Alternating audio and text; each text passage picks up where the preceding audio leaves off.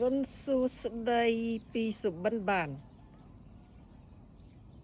ទេសភាពស្រស់ស្រាយមើលពីវេរងដានៃដំណាក់សុបិនបាន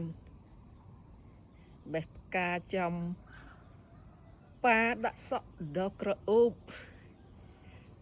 សូមកក់មកតាមលេខទូរស័ព្ទ012472228នេះចុងសប្តាហ៍នេះស្អាតណាស់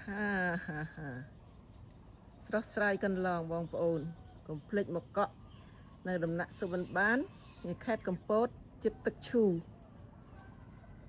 012-497-2228មានបុប្ផាគ្រប់មុខជាពិសេសផ្កាចំប៉ា